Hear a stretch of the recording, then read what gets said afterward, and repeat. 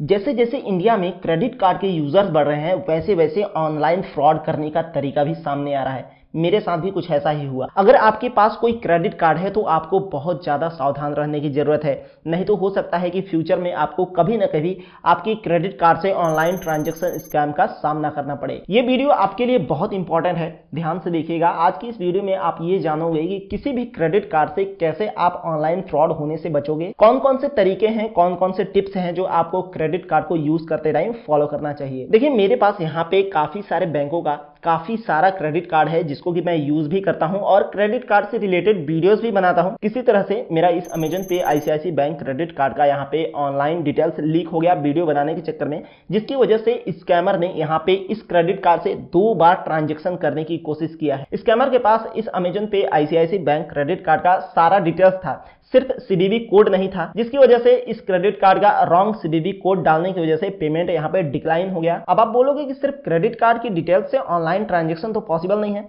उसको ओटीपी की भी रिक्वायरमेंट होगी। तो मैं आपको बता दूं, किसी भी क्रेडिट कार्ड से without OTP online international transaction possible है। अगर आप किसी भी क्रेडिट कार्ड से अगर इंडियन मर्चेंट को यहाँ पे पेमेंट करते हैं तो क्रेडिट कार्ड की डिटेल्स के साथ साथ आपको ओटीपी भी चाहिए होता है। जब आप ओटीपी डालते हैं तो जाके वहां पे ट्रांजैक्शन सक्सेसफुल होता है। लेकिन अगर आप किसी फॉरेन कंट्री में किसी फॉरेन मर्चेंट को पेमेंट करते हैं, इंटरनेशनल पेमेंट करते हैं किसी क्रेडिट कार्ड से, तो सिर्फ क्रेडिट कार्ड की डिटेल्स से ही वहां पे पेमेंट सक्सेसफुल हो जाता है। ओटीपी की रिक्वायरमेंट नहीं होती है इंटरनेशनल ट्रांजैक्शन के लिए। मेरे इस क्रेडिट कार्ड से जो 2 ट्रांजैक्शन किया जा रहा था वो स्कैमर ने फिलीपींस के किसी मर्चेंट को यहाँ पे पेमेंट करने की कोशिश किया है, लेकिन रॉन्ग सीवीवी कोड होने की वजह से यहाँ पे पेमेंट डिक्लाइन हो गया और मैं बच गया। आप ये कॉल रिकॉर्डिंग सुनो जो हमने आईसीआईसी बैंक के कस्टमर केयर से बात किया था। Welcome to Amazon Pay ICICI Bank credit card. Good afternoon, I am Ashutosh, your customer service associate. How may I help you?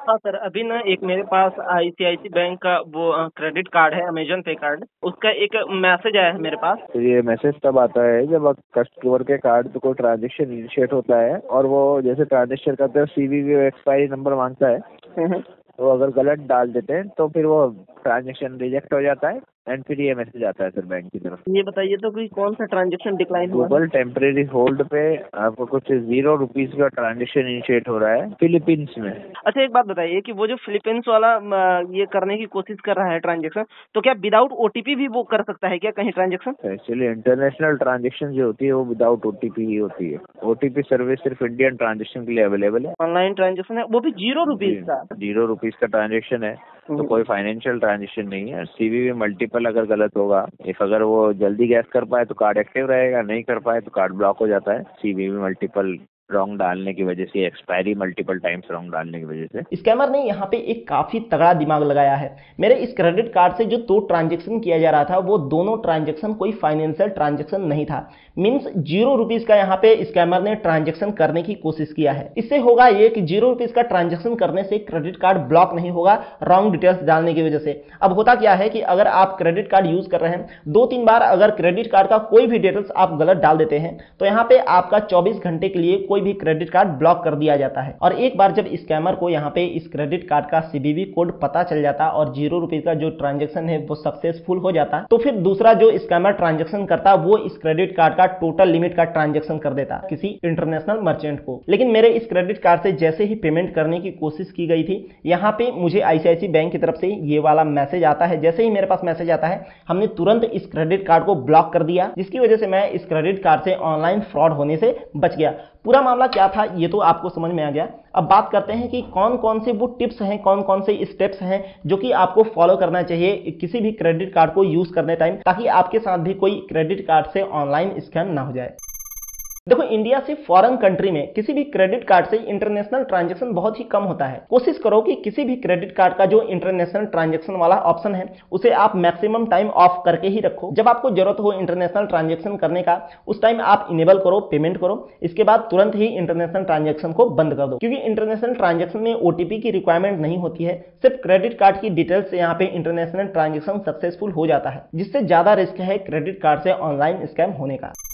कई बार हम लोग अमेजन और फ्लिपकार्ट जैसी वेबसाइटों से शॉपिंग करते टाइम क्रेडिट कार्ड से जब ऑनलाइन ट्रांजैक्शन करते हैं तो उस टाइम एक ऑप्शन सेलेक्ट कर लेते हैं सेव टू फ्यूचर ट्रांजैक्शन का, जिससे कि आपका क्रेडिट कार्ड उस वेबसाइट पर सेव हो जाता है। नेक्स्ट टाइम आप जब पेमेंट करने जाते हैं तो उस टाइम आपको डिटेल्स नहीं देना होता है क्रेडिट कार्ड का, वहां पे ऑटोमेटिक से सेव होता है और सिर्फ आप ओटीपी डालते हैं तो आपका पेमेंट सक्सेसफुल हो जाता है। मैं रेकमेंड करूंगा कि आप हर बार जिस भी वेबसाइट पर पेमेंट करें क्रेडिट कार्ड से मैनुअली पेमेंट करें, किसी भी क्रेडिट कार्ड का डिटेल्स ऑनलाइन वेबसाइट पर सेव करके ना रखें।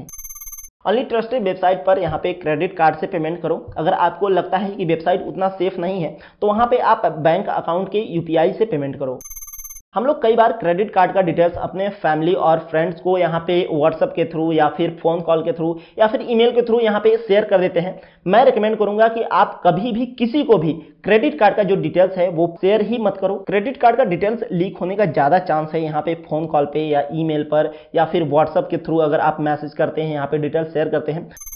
आपके क्रेडिट कार्ड पर जब भी कोई सस्पिशियस एक्टिविटी दिखाई दे तो इमीडिएटली अपने क्रेडिट कार्ड को ब्लॉक कर दो और तुरंत ही कस्टमर केयर को फ़ोन करो। जिस बैंक का आपका क्रेडिट कार्ड है उसके कस्टमर केयर को कॉल कर दो।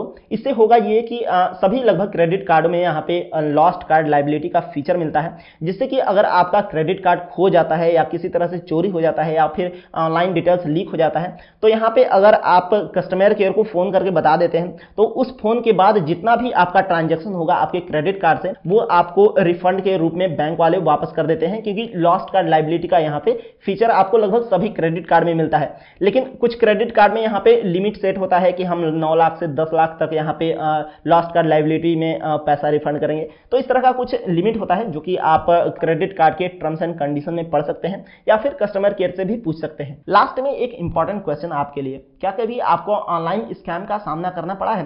सिर्फ क्रेडिट कार्ड की मैं बात नहीं कर रहा हूँ, किसी भी तरह का अगर ऑनलाइन स्कैम का सामना करना पड़ा है तो कमेंट करके जरूर बताइएगा। उम्मीद है आपको ये वीडियो इन्फॉर्मेटिव लगी हुई। लाइक करिए, साथ में सब्सक्राइब भी। मिलते हैं अगली वीडियो में। बहुत बहुत धन्यवाद।